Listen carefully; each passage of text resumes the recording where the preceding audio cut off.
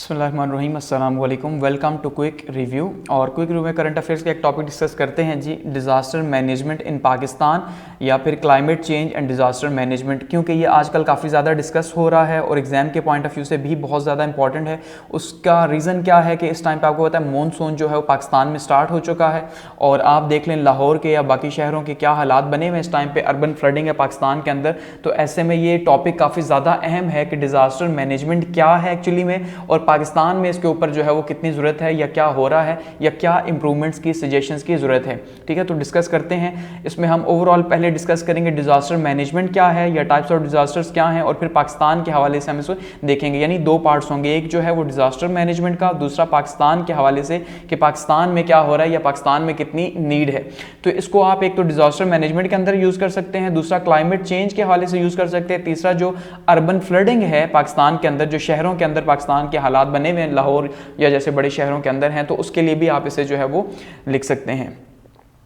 Start करते हैं। सबसे पहले इंट्रोडक्शन लेते हैं जी। देखिए, पाकिस्तान का अगर हम डिज़ास्टर के अंदर नंबर देखें, डिज़ास्टर क्या है कि जो बड़े पैमाने पर जो तबाही है, ठीक है, चाहे वो एक आप कह लें नेचुरल कॉज की वजह से हो या मैन मेड कॉज की वजह से हो, एक तबाही है वो डिजास्टर है। ठीक है जी, वो तबाही है। तो पाकिस्तान को जो रैंक दिया गया है वर्ल्ड बैंक की तरफ से और एशियन डेवलपमेंट बैंक की तरफ से, वो दिया गया है 18वां, यानी पाकिस्तान का 18वां नंबर है 191 कंट्रीज में से कि ये रिस्क प्रोन है, यहाँ पे डिजास्टर्स बहुत ज्यादा आ सकते हैं, और पाकिस्तान की जो लोकेशन है उसकी वजह से जो है पाकिस्तान को ये नंबर दिया गया है।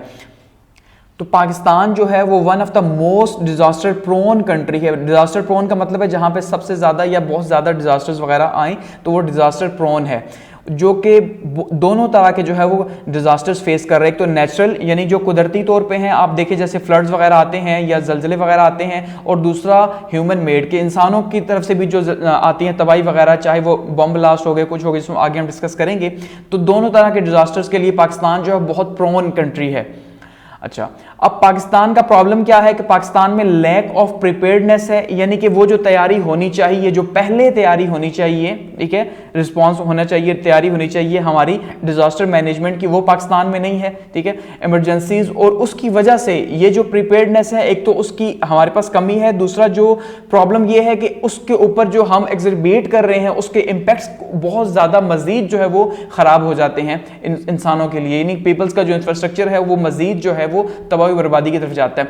तो एक तो प्रिपेयर्डनेस नहीं है, दूसरा पाकिस्तान के हालात मजीद ही जो है वो खराब हो जाते हैं जब डिजास्टर्स आते हैं। तो फ्रीक्वेंट अकरेंस ऑफ रिवरियल फ्लड्स और flash floods, storms, glacier melting, earthquakes, landslides and forest fires, कि ये वो बड़े बड़े जो डिजास्टर्स है पाकिस्तान में जो आते हैं। उनमें जो दरियाओं की वजह से जो सैलाब आता है, ठीक है, आपने देखा लास्ट ईयर पाकिस्तान में दरियाओं की वजह से सैलाब आया कि दरियाओं में बहुत ज़्यादा जब पानी आ गया तो उस वजह से सैलाब आया। दूसरा फ्लैश फ्लड्स हैं जो बारिश की वजह से डायरेक्टली जो है वो, अभी आप लाहौर की या बड़े शहरों के अर्बन फ्लडिंग भी आप इसे कह सकते हैं, वहाँ के हालात देखें। इसी तरह से स्टॉर्म्स हैं जो तबाही लेके आते हैं। अब अभी जो बाई पेरोजी गुजरा है आपने देखा उसके क्या हालात बने। ग्लेशियर मेल्टिंग जो है आप देख लें कि अभी पिछले दिनों बहुत तेज़ हो गई थी, अभी थोड़ी नॉर्मल हुई है। तो ग्लेशियर मेल्टिंग की वजह से भी दरियाओं के अंदर जो है पानी की जो मिकदार है वो ज़्यादा हो जाती है, जिस वजह से क्या होता है जी, फिर सैलाब आते हैं। अर्थक्वेक्स आप देख लें जो जलजले आते हैं पाकिस्तान में। अच्छा, लैंडस्लाइड्स है जो नॉर्दर्न एरियाज में खास करके जो है इन दिनों हो रही है, और फॉरेस्ट फायर्स वगैरह हैं जो गर्मी बहुत ज़्यादा जब होती है तो उसमें क्या होता है, जंगलात के अंदर आग लग जाती है, जो इंसानों के लिए और वहाँ के जो हैबिटेंट्स हैं उनके लिए भी बहुत ज़्यादा नुकसानदेह है। ये पाकिस्तान के हवाले से हम देख रहे हैं। और रिसेंट डेज में अगर हम बात करें तो कहा यह जा रहा है जो रिकॉर्ड हुआ है, हॉटेस्ट डेज जो है वो रिकॉर्ड हो रहे हैं इस टाइम पे दुनिया के अंदर। पाकिस्तान में भी रिसेंटली हुए हैं और दुनिया के अंदर भी जो है वो हॉटेस्ट डेज सबसे ज्यादा रिकॉर्ड हुए, इसीलिए इसको जो है वो अल नैनो ईयर कहा जा रहा है, जिसको हम अलग से ज्योग्राफी के अंदर डिस्कस करेंगे। तो बहुत ज्यादा जो है टेम्परेचर राइज हो रहा है, जिस वजह से क्या होगा कि ग्लेशियर्स की ज्यादा से ज्यादा मेल्टिंग होगी और मजीद जो है वो तूफान और तबाही जो है वो आएगी। तो जो कंसिक्वेंसेज है क्लाइमेट चेंज के पाकिस्तान के अंदर वो किस शक्ल में आ रहे हैं जी, क्लाइमेट चेंज के फ्लड्स की शक्ल में, लैंडस्लाइड्स की शक्ल में और एक्सट्रीम वेदर इवेंट्स की शक्ल में आ रहे हैं। इस टाइम पे आप देखिए मौसम कैसा चल रहा है पाकिस्तान के अंदर, कौन सा होना चाहिए था और कौन सा चल रहा है, ये एक बहुत बड़ा क्वेश्चन है। और ये किस वजह से, ये क्लाइमेट चेंज की वजह से ही है, जो डिजास्टर के अंदर सबसे बड़ा कॉज है पाकिस्तान का। अब आगे बढ़ने से पहले सबसे पहले टाइप्स की बात करते हैं कि कौन सी या कितनी टाइप्स होती हैं डिजास्टर की। देखिए दो तरह की टाइप्स हैं, एक है नेचुरल टाइप्स, ठीक है, यानी कि कुदरती तौर पे कुदरत की तरफ से, जिसमें क्या हो सकते हैं, फ्लड्स हो सकते हैं यानी सैलाब, साइक्लोन्स हो सकते हैं जो अभी पाकिस्तान में लास्ट टाइम आया, अर्थक्वेक हो सकते हैं, जलजला, अच्छा, एपिडेमिक्स हो सकते हैं, बीमारियां जैसे कोविड-19 वगैरह, ठीक है, या सुनामी हो सकता है। अभी आपने देखा एक और जो है बीमारी का कहा जा रहा है अमीबा वायरस है जो कराची के अंदर बच्चों में या दिमाग के अंदर वो असर करता है, तो उससे बच्चों की काफ़ी ज़्यादा अमवात भी हुई हैं। तो इस तरह की जो है वो बीमारियां वगैरह या सुनामी वगैरह जो कि दूसरे ममालिक में आते हैं। अब मैन मेड की बात करें तो एयर क्रैश हो गया, जैसे पाकिस्तान में एयर क्रैश हुए हैं माजी के अंदर, इसी तरह से ट्रेन क्रैश हो गया, ट्रेन के हादसे हो गए, ये भी पाकिस्तान में नॉर्मल है। बिल्डिंग कोलैप्स कोई हो गई, कोई पुरानी बिल्डिंग थी, ये भी पाकिस्तान में नॉर्मल है। और बम ब्लास्ट ये बहुत ज़्यादा नॉर्मल है। वॉरफेयर जंगे वगैरह चले, ये जो है वो कभी कभार ही हैं, लेकिन इसके असरात हम जो है वो देख सकते हैं अपने नॉर्दर्न एरियाज के अंदर, जो हम खुद ऑपरेशन वगैरह करते हैं, हमारी आर्मी ऑपरेशन करती है, तो उसके जो असरात होते हैं, तो ये सारे का सारा मैन मेड है। तो दो तरह की इसकी डिवीजन है, यानी कुदरती, एक तो कुदरती आफात हैं और दूसरा जो आफात हैं वो कौन सी हैं जी, या दूसरी जो तबाही है वो इंसान की बनाई भी है। अब डिजास्टर मैनेजमेंट के ऊपर रिस्पांस बेसिकली जो है वो कैसे होता है, तो अगर हम यहां पे देखते हैं डिजास्टर मैनेजमेंट साइकिल है, इसमें दो तरह के इवेंट्स हैं। एक वो इवेंट्स हैं जो आफ्टर इवेंट यानी कि जब डिजास्टर आ जाएगा, तबाही आ जाएगी, उसके बाद होगा, और एक उससे पहले का होगा। अब दो स्टेप हमारे हैं जो पहले के हैं डिजास्टर मैनेजमेंट से। पहला है मिटिगेशन, कि यानी कि ये जो हमारी तबाही आनी है उस तबाही को पहले से ही हमें पता है कि भाई पाकिस्तान के अंदर क्लाइमेट चेंज है, तो क्लाइमेट चेंज की वजह से हम पहले से उसकी तैयारी करें, ठीक है, मुल्की सतह पे हम उसकी तैयारी करें। दूसरा है प्रिपेयर्डनेस, कि हम उसके लिए कितना तैयार हैं, हमारे जो इदारे हैं वो कितना तैयार हैं, ठीक है, ये तो है पहले का।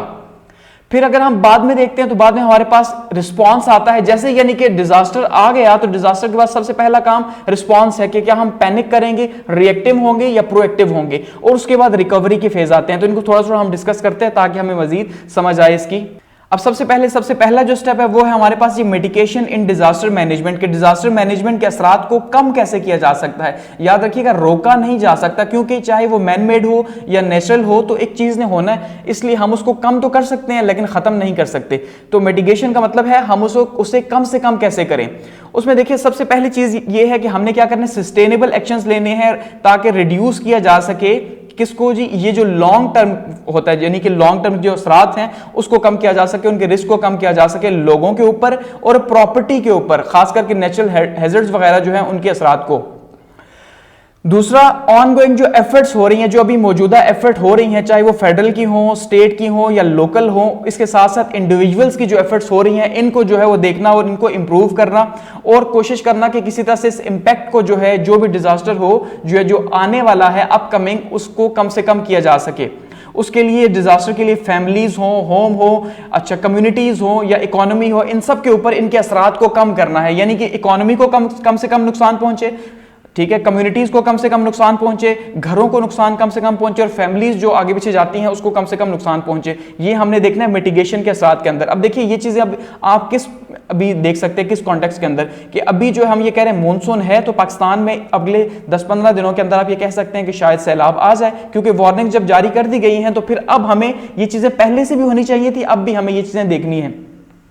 फिर इसमें नेक्स्ट क्या है मिटिगेशन के अंदर, कोऑर्डिनेटिंग विद नेशनल अथॉरिटीज, कि हमारी जो नेशनल अथॉरिटीज हैं, जो इदारे हैं, वो आपस में किस तरह से कोऑर्डिनेट करेंगे, चाहे वो प्रोविंशियल लेवल पे है या फेडरल लेवल के ऊपर है, तो इनकी कोऑर्डिनेशन किस तरह से होगी, कि वफाक कहता है कि सूबे करें, सूबे कहते हैं वफाक करें, तो ये बहुत इंपॉर्टेंट है, ठीक है, और इसको कैसे हम कम कर सकते हैं। फिर है political and social impact reforms, के ये जो लॉन्ग टर्म रिफॉर्म्स हैं, रिफॉर्म्स का मतलब ये कि देखिए अब हमें पता है क्लाइमेट चेंज पाकिस्तान में एक हकीकत है, तो हमने रिफॉर्म लेके आनी है, हमने जो है कुछ लोगों को इंट्रोड्यूस करवानी है। जैसे अब हमने लास्ट टाइम देखा कि बिलियन टी सुनामी का एक पूरे का पूरा प्रोजेक्ट चला, वो किस लिए चला, ताकि हम इसको कम से कम कर सकें। बिल्डिंग कोड्स इन्फोर्स किए जा सकते हैं कि बिल्डिंग किस तरह की बनाई जाएगी, कैसे बनाई जाएगी ताकि वो गिरे ना, और पाकिस्तान में आपको पता है ये बिल्कुल जिसको जहां दिल करे जो है वो बना देता है, तो ये बहुत बड़ा इशू है। और कितनी बनानी चाहिए, कितनी जो है वो आप उसे वर्टिकल ऊपर लेके जा सकते हैं उस इलाके के हिसाब से। और storm water management system Pakistan में उसके एवोल्यूशन और उसकी रिपेयरमेंट जो है उसको देखना चाहिए। तो ये वो चीजें हैं जो पहले होंगी और ये लॉन्ग टर्म है। इसको समझने के लिए आप ये समझिए कि ये लॉन्ग टर्म है, ये ओपन होंगी। ओपन का मतलब ये है कि ये कहीं ना कहीं स्टेप्स लिए जाएंगे। दरख्त लगाने हैं तो दरख्त लगाने के लिए स्टेप्स लिए जाएंगे कहीं ना कहीं पहाड़ी इलाकों के अंदर जहां पे भी लगाए जाएंगे। इसी तरह से जैसे हम कहते हैं पाकिस्तान में पुश्ते पक्के करना, जैसे कि हमारी जो दरिया हैं उनसे जो नालियां वगैरह निकलती हैं तो उनको पक्का करना, दरियाओं को पक्का करना, ठीक है। या जो खास करके पंजाब के अंदर हालात बन जाते हैं जहां पे पानी जो है निकासी उनकी नहीं हो पाती, उसका पहले से जो है वो बंदोबस्त करके रखना, उसका सेटिंग पहले से करना, ये बहुत ज्यादा जरूरी है, ठीक है। तो ये क्या है, ये लॉन्ग टर्म है जो कि हमने अब लॉन्ग टर्म पूरे साल के हिसाब से अपनी प्लानिंग के अंदर शामिल करने हैं। सेकंड स्टेप है प्रिपेयर्डनेस। प्रिपेयर्डनेस का मतलब यह है कि सैलाब, अब जैसे अब मॉनसून आया तो इस टाइम पे जो अप्लाई होगा वो होगा प्रिपेयर्डनेस। मिटिगेशन कम अप्लाई होगा क्योंकि ये पूरा साल हमने लॉन्ग टर्म के लिए अप्लाई करना था। अब भी हम कहें कि हमने दरख्त लगाने हैं ताकि हमारी प्रिपेयर्डनेस हो जाए, ऐसा पॉसिबल नहीं है। अभी हमें वही करना, अभी हमें यानी कि क्लोज एफर्ट्स की जरूरत है। क्लोज एफर्ट्स का मतलब है इदारों के अंदर जो काम होगा, इदारों को हमने तैयार करना है टेक्निकली, समझ गए। तो ये ओपन है, यहां पे ये क्लोज हो रहा है। अब यहां पे सबसे पहले क्या हो सकता है, ट्रेनिंग्स हो सकती हैं, इक्विपमेंट्स हो सकते हैं। मिलियंस की तादाद में हमें वॉलंटियर्स तैयार करने चाहिए इस टाइम पे कि भाई वो लोगों को जो आगे पीछे जाएंगे, जैसे लास्ट ईयर आया तो कैसे उसको मैनेज किया, लोग कहां कहां पे जो है वो घरों के अंदर रातें गुजारी उन्होंने, बाहर शेल्टर हाउसेज में। अब भी आप देख लें बलूचिस्तान के अंदर बात कर लें अगर हम, या सिंध के अंदर बात कर लें, तो अब भी लोग जो है शेल्टर हाउसेज के अंदर रह रहे हैं। तो अगर हमारी वॉलंटियर की ट्रेनिंग होती तो शायद वो असरात थोड़े कम होते।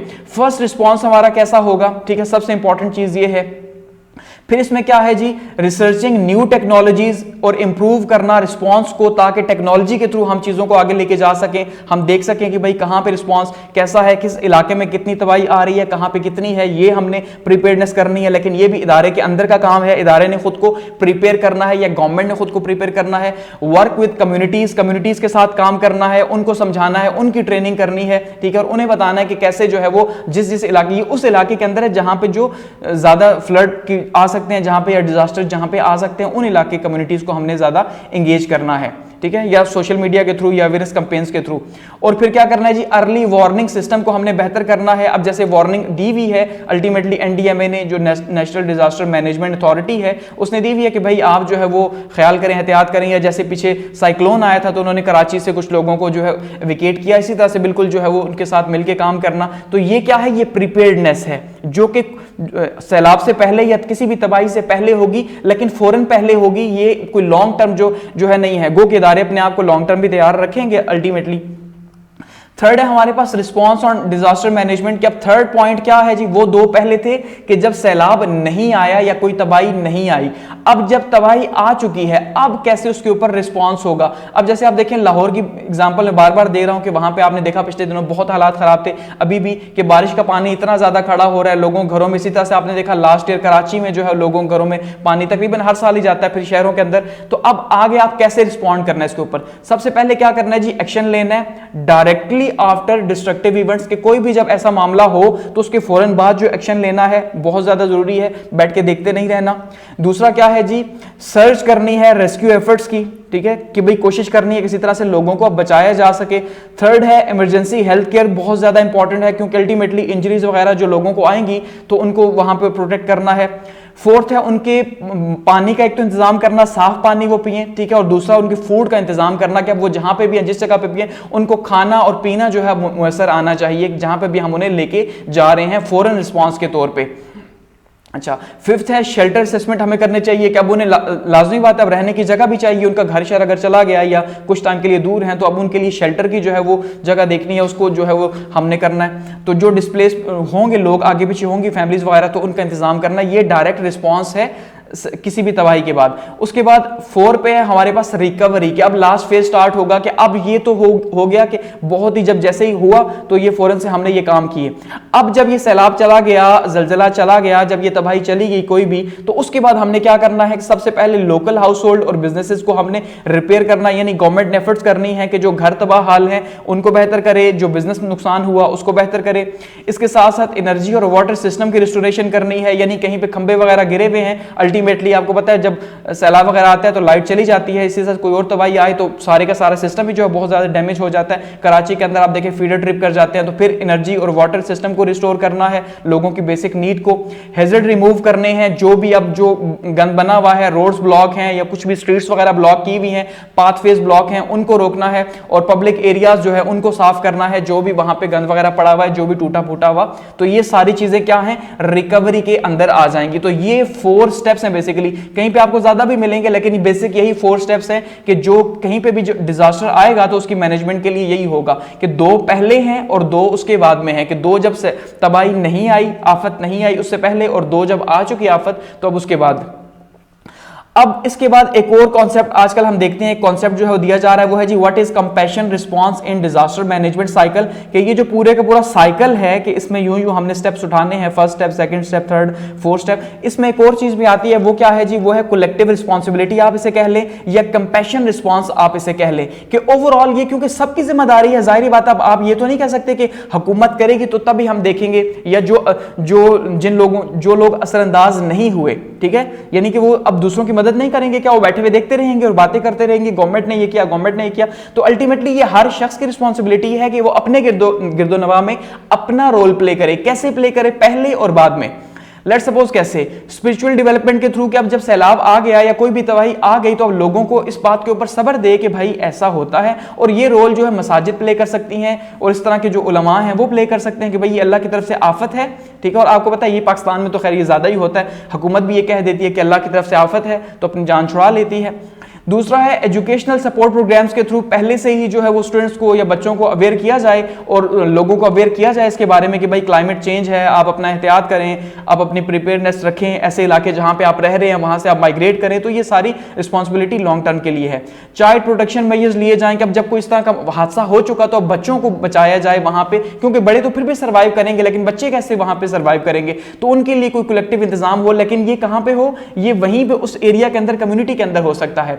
हाउस होल्ड की सिक्योरिटी जो है वो सबसे इंपॉर्टेंट है। फिर यहां पे जैसे अगर कोई इस तरह का इवेंट होता है, इसके साथ साथ पोस्ट ट्रॉमा काउंसलिंग बहुत ज्यादा जरूरी है। अब ये भी सोसाइटी का काम है, इंस्टीट्यूट्स का काम है कि भाई अब जब हो गया तो जाहिर बात है जो बंदा घर बार छोड़ चुका है अब उसके ऊपर क्या बीत रही है, उसके बच्चों के ऊपर क्या बीत रही है, इसलिए उसको जो पोस्ट ट्रॉमा काउंसलिंग की जरूरत है कि भाई हो गया कोई मसला नहीं, आप जो हिम्मत ना हारें और दोबारा से बिल्ड करें, ठीक है। स्कूल फी असेसमेंट हो सकती है कि बच्चे अब जहां पे, अब देखें जहां पे सैलाब वगैरह आ गया तो बहुत से इंस्टीट्यूट्स खुद भी छोड़ देते हैं कि भाई इन इलाकों के बच्चे जो है फीस ना पे करें। यूनिवर्सिटीज वगैरह जो है खासकर करती हैं, गो कि बहुत कम है, तो इसका ख्याल करना चाहिए। फिजिकल थेरेपी जो है उसका ख्याल करना चाहिए कि भाई अब जाहिर बात है अब लोगों को जो है वो मेंटली और फिजिकली चाहिए, उनको अब जो तबाही आ चुकी है तो उससे निकलने के लिए उन्हें कुछ टाइम चाहिए, तो वो टाइम दिया जाए। इनकम जनरेशन ट्रेनिंग देनी चाहिए। अब जिन लोगों के कारोबार तबाह हो चुके हैं, घर तबाह हो चुके हैं, वो कैसे उसको दोबारा से बिल्ड करेंगे, उनके लिए तो बहुत बड़ी तबाही है, तो इसलिए उनको जो है वो इसके लिए ट्रेनिंग्स देनी चाहिए। पेरेंट्स को अवेयर करना चाहिए ताकि हो सके, और साथ में आप कह लें चर्च का रोल हो सकता है, मस्जिद का रोल हो सकता है, या किसी भी दूसरे इदारे का जो है जहां पे भी ये आता है वहां पे रोल हो सकता है। अब पाकिस्तान में बेसिकली अगर हम बात करें तो पाकिस्तान में मसाजिद का यहाँ पे बहुत ज्यादा किरदार है, और अगर हम बाहर की दुनिया बात करें तो वहां पे चर्च का जो है बहुत ज्यादा रोल है, तो ये चीजें होनी चाहिए। अब अगर हम बात करें जी inadequate disaster prevention measures in Pakistan, के पाकिस्तान में नाकाफी जो है हमारे पास डिजास्टर प्रिवेंशन के जो है मेजर्स हैं, यानी कि वो मुकम्मल नहीं है। अल्टीमेटली अब पाकिस्तान में जब भी कोई इस तरह का मसला होता है तो हम ये देखते हैं कि उस मसले के बाद पाकिस्तान बहुत ज्यादा मजीद जो है वहीं पे खड़ा, हर साल यानी कि आप देखते हैं वहीं पे खड़ा है या उससे भी शायद पीछे जा रहा होता है। हमें तो यही देखने को मिलता है कि पिछले साल का फ्लड अगर पानी अभी तक नहीं निकल सका तो आप सोचें इस साल फिर क्या होगा। तो ये इनएफिशिएंसी है और ये इनएडिक्वेट डिजास्टर प्रिवेंशन जो है पाकिस्तान के अंदर कोई इसका सिस्टम यानी कि नहीं है। तो उसमें पाकिस्तान में देखिए जी indifference and negligence of successive governments and societies towards implementing preventing measures, कि सबसे इंपॉर्टेंट ये है कि पाकिस्तान में कोई भी हुकूमत ऐसी नहीं आई फिलहाल तक पिछले 76 ईयर्स के अंदर कि जिसने प्रॉपरली जो है वो डिजास्टर मैनेजमेंट के ऊपर काम किया हो। ये भी शायद मुशर्रफ साहब जो है वो बना के चले गए कुछ जो है सिस्टम वगैरह, या जो आर्मी की गवर्नमेंट्स आई उन्होंने बनाया, तो खास करके इसमें जो सबसे ज्यादा रोल प्ले किया वो मुशर्रफ साहब के दौर में ज्यादा हमें देखने को मिला बाकी दौर अदवार की निस्बत, तो ये थोड़ा सा मैनेज हो रहा है। सेकंड, अगर आप देखिए लिमिटेड इन्वॉल्वमेंट है नॉन गवर्नमेंटल ऑर्गेनाइजेशंस की, यानी एनजीओज अपना रोल जो है पॉजिटिवली पाकिस्तान में प्ले नहीं कर पा रही और अवेयरनेस नहीं दे पा रही जो कि उनका एक्चुअल में रोल है, ठीक है। तो ये एक बहुत बड़ा प्रॉब्लम है पाकिस्तान के अंदर। अच्छा, इसके साथ साथ अगर आप देखिए तो जो पाकिस्तान में रिवराइन फ्लड्स है, जो सैलाब आता है दरियाओं के जरिए आता है, वो भी बहुत ज्यादा, और पिछले 76 साल से हम बार बार इसको देख रहे हैं कि जो दरियाओं के किनारे आबादी है वो उसी तरह से आज भी वहीं पे मौजूद है। हमने उनको कहीं पे भी अल्टरनेट प्लेस नहीं दी, उनको शिफ्ट नहीं किया। ये एक सबसे बड़ा हमारा गवर्नमेंट का जो है वो एक फेलियर है। हर साल कुछ टाइम के लिए वहां जाते हैं, फिर वापस वहीं पे। और इसके साथ साथ इसके जो सबसे ज्यादा असरात हमें देखने को मिलते हैं वो कहां पे मिलते हैं जी? गरीब लोगों के ऊपर देखने को मिलते हैं, और डिस्प्लेसमेंट जिन लोगों की होती है उनके ऊपर देखने को मिलते हैं, जिनके घर जो है उनका बहुत ज्यादा नुकसान होता है, या उनके जो अजीज़ो अकारिब हैं उनका बहुत ज्यादा इसमें नुकसान होता है। तो पाकिस्तान में ओवरऑल अगर हम देख रहे हैं तो ये चीजें हमें बता रही हैं कि पाकिस्तान में जो डिजास्टर मैनेजमेंट है इसके हवाले से कोई भी सिस्टम नहीं है, फिलहाल कोई प्रॉपर सिस्टम नहीं है। Consequences of environmental destruction in Pakistan के इसके कंसिक्वेंसेज अगर हम देखें तो क्या हो सकते हैं? देखिए कंसिक्वेंसेज क्या हैं कि एडवर्स इंपैक्ट इसका सबसे बड़ा क्या है? एनवायरमेंटल डिस्ट्रक्शन जो है उसका लोगों के ऊपर है, साथ साथ नेशनल इकोनॉमी के ऊपर है और इकोसिस्टम के ऊपर है। यानी लोगों के ऊपर भी है, लेकिन उसके साथ साथ इकोनॉमी हमारी हर साल तबाह हो रही है। मजीद इसकी वजह से जो हमारे डिजास्टर्स आते हैं, आप देख लें हम एक एग्रीकल्चर कंट्री हैं, ज़राई मुल्क हैं, तो हर साल हमारी ज़राअत का एक बड़ा हिस्सा अगर सैलाब की नज़र होगा तो हम फिर कहाँ से जो है वो सर्वाइव करेंगे? इकोसिस्टम हमारा पूरे के पूरा इसके नज़र हो रहा है। अच्छा, डिस्ट्रक्शंस हो रही है जो फायर की वजह से, जो जंगलात के अंदर आग लगती है, प्लांट्स को उसका नुकसान है, एनिमल लाइफ को है, इन्वायरमेंटल पोल्यूशन उससे बहुत ज़्यादा पैदा हो रही है, और लॉन्ग टर्म सॉइल डैमेज जो है इसका भी हमें सामना करना पड़ रहा है इसके कंसिक्वेंसेज में। इसी तरह से बहुत ज़्यादा मकदार में जो CO2 गैस है, यानी कार्बन की जो मकदार है बहुत ज़्यादा है, तो उस वजह से भी क्लाइमेट के जो असरात हैं वो बहुत ज़्यादा बढ़ते जा रहे हैं। तो इनको मिटिगेट करने के लिए एफर्ट्स की ज़रूरत है एक्चुअली में। तो आप इसके अगर कंसिक्वेंसेज देखें तो बहुत ज़्यादा हैं, ठीक है? ये कुछ कंसिक्वेंसेज हैं जो मेजर हैं। अगर हम बात करें पाकिस्तान के अंदर पॉलिटिकल जो क्राइसिस हैं उसको लेके, तो पाकिस्तान में सबसे बड़ा प्रॉब्लम ये है कि पाकिस्तान में यहाँ पे जो सियासी खींचातानी है वही पाकिस्तान के हर मसले का जिम्मेदार है, आप ये कह सकते हैं। क्योंकि पाकिस्तान में जब तक सियासत जो है ये पॉलिटिकल स्टेबिलिटी नहीं होगी तब तक इदारे प्रॉपरली काम नहीं करेंगे, ये सबसे बड़ा प्रॉब्लम है। तो लैक ऑफ प्लानिंग है यहाँ पे, ठीक है? क्योंकि यहाँ पे वो प्रोजेक्ट्स किए जाते हैं जो देखने को मिलते हैं, अब जैसे दरख्त वगैरह हैं तो उस पर लोगों का इतना ज्यादा या गवर्नमेंट्स का फोकस नहीं अल्टीमेटली, तो वो ऐसे प्रोजेक्ट्स नहीं करेंगे। इसलिए एड्रेस करना क्लाइमेट चेंज को पाकिस्तान के अंदर बहुत मुश्किल है, क्योंकि यहां पे प्लानिंग नहीं है। तो हमें प्लानिंग की जरूरत है, सबसे पहली चीज तो ये है। और रिस्क जो एसोसिएटेड है टेक्नोक्रेटिक अप्रोच से, इसको चेंज करने की जरूरत है। ये बहुत बड़ा प्रॉब्लम है। टेक्नोक्रेटिक अप्रोच का मतलब ये है कि जो लोग हैं, जो आप ये कह सकते हैं कि जो सरकारी लोग हैं, सरकारी लोगों को वो कंसर्न नहीं हो सकता जो पॉलिटिकल लोगों को कंसर्न हो सकता है, जो इलेक्ट होकर आते हैं। तो ये बहुत बड़ा प्रॉब्लम है। इदारों के जो हेड बैठे हुए हैं वो अल्टीमेटली गवर्नमेंट के लोग हैं, उन्हें तो कोई फर्क नहीं पड़ता कि भाई कोई मर रहा है कोई जी रहा है, उन्हें तो उनकी सैलरी मिलेगी, वो तो साथ में जो है वो बताएंगे कि भाई हमने ये किया ये किया ये किया। लेकिन जब लोग अपने इलाकों में वापस जाएंगे तो लोग फिर उनको, जो पॉलिटिकल लोग हैं, तो फिर उनको अकाउंटेबल बनाया जाएगा कि भाई क्या आपने हमारे इलाके में फ्लड आया कुछ किया कि नहीं। इंक्लूसिव और इक्विटेबल अप्रोचेस की जरूरत है, हमें रिसोर्सेज मैनेजमेंट की जरूरत है, खास करके कि हम जो अपने रिसोर्सेज को कन्वर्ट करें और इस साइड पे भी क्लाइमेट डिजास्टर और मैनेजमेंट की साइड पे भी हम जो है पैसे कुछ रख सकें। अब अगर हम देखते हैं तो फिलहाल पाकिस्तान में हालात ऐसे हैं कि हर साल ये चीजें बढ़ रही हैं। Increasing frequency of floods and droughts के आप देखिए यहाँ पे जो है किस तरह से ये चीजें क्या हो रही हैं, जो आग के लग रही है यहाँ जंगलों के अंदर, या यहाँ पे जो कातसाली वगैरह आ रही है, तो इससे क्या हो रहा है कि हर साल ये चीजें बढ़ रही हैं, फ्लडिंग वगैरह जो हो रही है।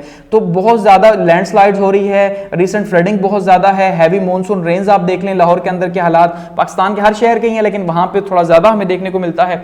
इसी तरह से जो दूसरे एरियाज है वहां पे आप देख लें, तो ये हर साल जो है वो बढ़ती जा रही है, आप ये कह सकते हैं। साइक्लोन हो, फ्लड्स हो, ड्रॉट्स हो, ये सारे के सारे क्लाइमेट चेंज की वजह से हो रहे हैं। अब importance of climate change adaptation and mitigation measures क्या हो सकते हैं या सजेशंस क्या हो सकती हैं, उसमें सबसे पहले तो क्या हो सकता है जी, क्लाइमेट चेंज के लिए क्या किया जाए कि पॉलिसी मेकिंग के सेंटर्स बनाए जाएं सबसे पहले, यानी एक बड़े लेवल के ऊपर काम की जरूरत है। क्योंकि जब आए सैलाब तब उसको देखना ये कोई अकलबंदी नहीं है, और खासकर पाकिस्तान जो 18वें नंबर पे आ रहा है, आप अंदाजा कर लें अगर डिजास्टर्स में, तो फिर अल्टीमेटली हमें एक ब्रॉडन पॉलिसी मेकिंग की जरूरत है, आप ये कह सकते हैं। और प्रायोरिटाइज करने की जरूरत है मिटिगेशन स्ट्रेटेजीज को, कि कैसे कम से कम किया जाए। उसके लिए बहुत ज्यादा इंपॉर्टेंट है कि हम वो काम करें जो इसको कम कर सकें, ठीक है। अच्छा, थर्ड क्या है जी, क्लाइमेट चेंज जो है वो एक प्रेसिंग इशू है, तो इसको अब इग्नोर नहीं किया जा सकता, तो इसको हम हाईलाइट करके ही, अवेयरनेस क्रिएट करके ही जो है वो क्या कर सकते हैं, इससे बच सकते हैं। इसके अलावा हम क्या कर सकते हैं जी, इफेक्टिव मेजर्स जो है वो अडॉप्ट कर सकते हैं ताकि उसको लॉस को मिनिमाइज किया जा सके, चाहे वो लाइफ की सफरिंग हो या फिर वो इकोनॉमिक डैमेज हो, दोनों को ही बचाया जा सके, जिंदगियों को भी और माशी तौर पर पाकिस्तान को प्रोटेक्ट किया जा सके। रोल ऑफ एनडीएमए जो है, नेशनल डिजास्टर मैनेजमेंट अथॉरिटी जो है उसको बेहतर करना है, ठीक है, और उसके अंदर जो हमें जिद्दत लेके आनी है, सबसे इंपॉर्टेंट चीज जो है, ठीक है, जिद्दत लेके आनी है ताकि हम मैनेजमेंट को बेहतर कर सकें। नीड किस चीज की है जी, कोऑर्डिनेशन की, फेडरल और प्रोविंशियल लेवल के ऊपर। के देखिए अब जैसे सिंध में हमने लास्ट टाइम बात की है, पंजाब में बात की, तो अब यहां पे ये है कि वफाक जो है वो ये कहते हैं सूबे करें, सूबे जो है वो ये कहते हैं वफाक करें, तो ये एक बहुत बड़ा इशू है।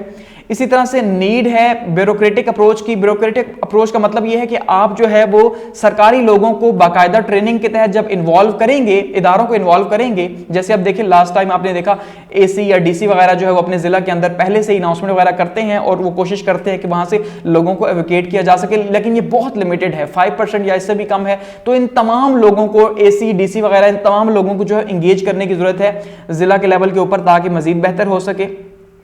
इंटरनेशनल कम्युनिटी को जो है इफेक्टिवली इंगेज करने की जरूरत है, क्योंकि हमारे पास सबसे बड़ा प्रॉब्लम है फंडिंग का। तो जाहिर बात है जब इंटरनेशनल कम्युनिटी को खुद पता है कि एक बहुत बड़ा इशू है, तो फिर हम अपना शेयर उनसे कैसे हासिल करें, तो ये बहुत इंपॉर्टेंट है।